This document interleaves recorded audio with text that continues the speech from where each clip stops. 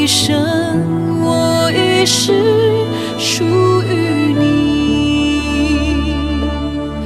我的心唯有你，我的灵渴慕你，我全人献给你，以全心赞美你，举双手敬拜你，深深说我爱你。我的神，我的主，我渴望亲近你。充满我，浇灌我，使我灵的满溢。充满我，接近我，更新我。充满我，滋润我，让你爱来围绕我。我一生，我一世属于你。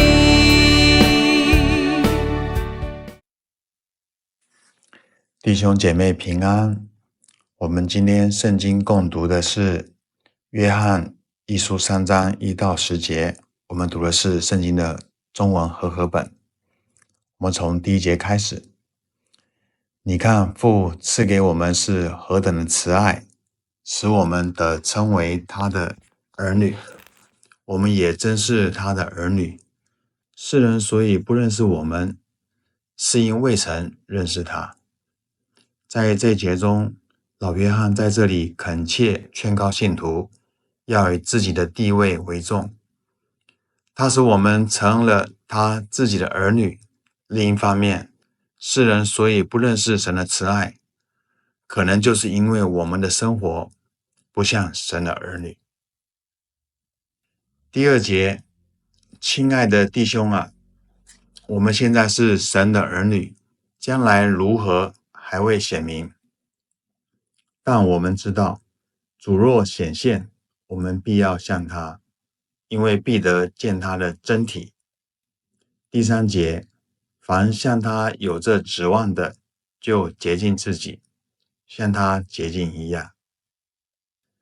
在这2节中，这里信徒再提另一样信徒所特有的盼望，就是主再来的时候，我们必会像主，虽然将来如何还未显明。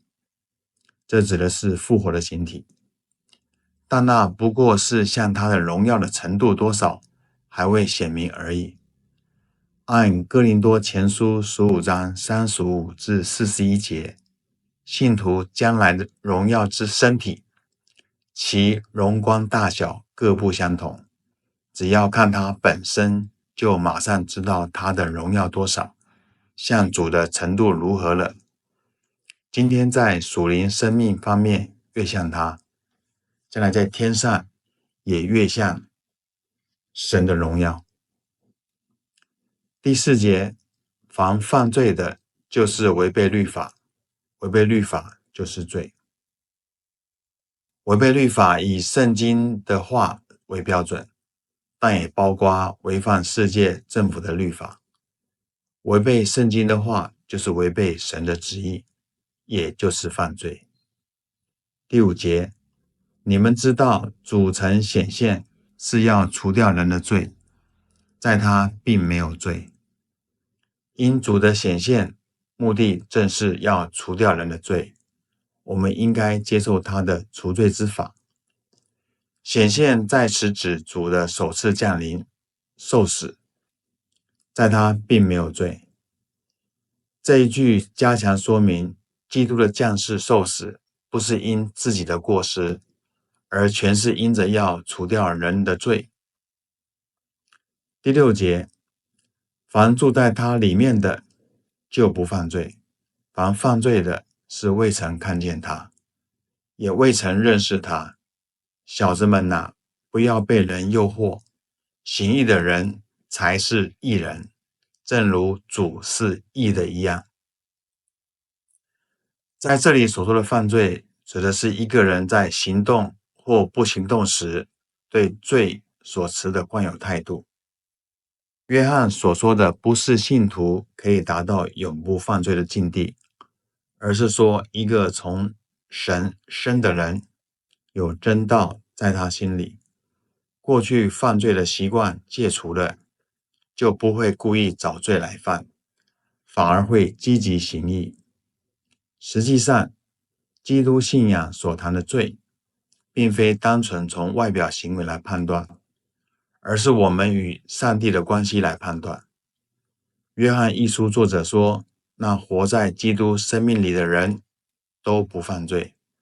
所谓活在基督生命里的人，就是与基督保持密切关系的人。确定了这里所说的罪是与上帝或基督关系是否密切来判断。那上一节的第5节只是胜过罪的消极方法，而住在主里才是胜过罪的积极方法。所有失败原因无非由于离开主，与主疏远的缘故。要是我们无论做什么，在事前和事后都把心思回到主那里，或借祷告，或借默想，保持与主不断的联系，就叫我们能胜过试探。第8节，犯罪是属魔鬼，因为魔鬼从起初就犯罪。神的儿子显现出来，为要除灭魔鬼的作为。第9节，凡从神生的就不犯罪，因神的道存在他心里，他也不能犯罪，因为他是由神生的。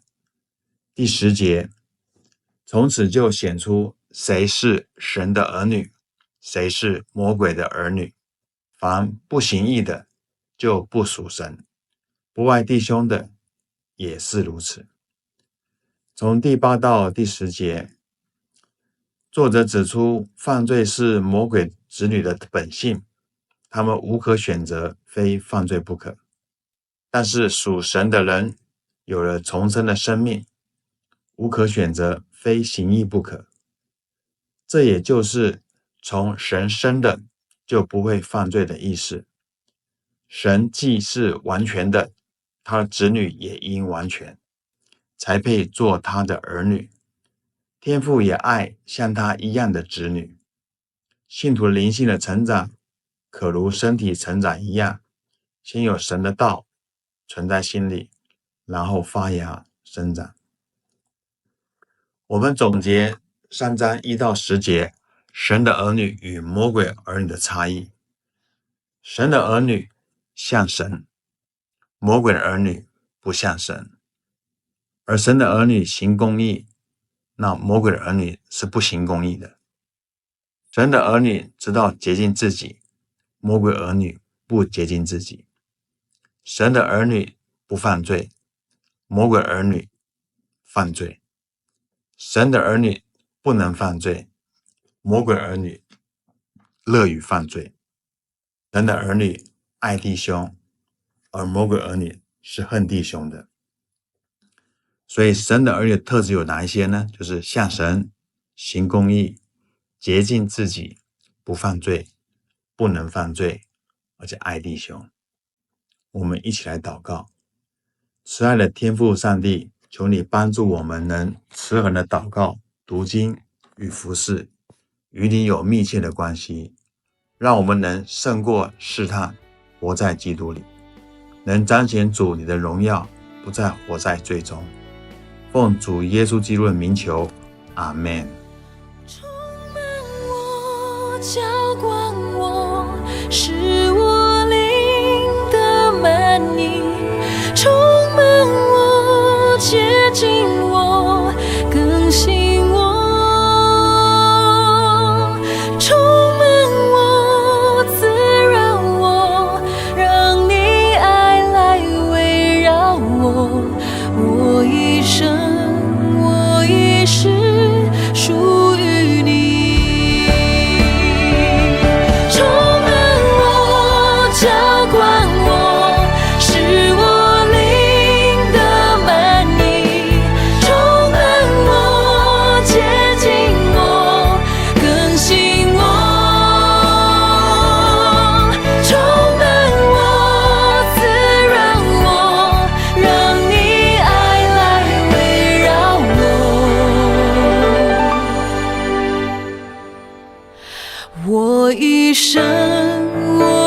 会是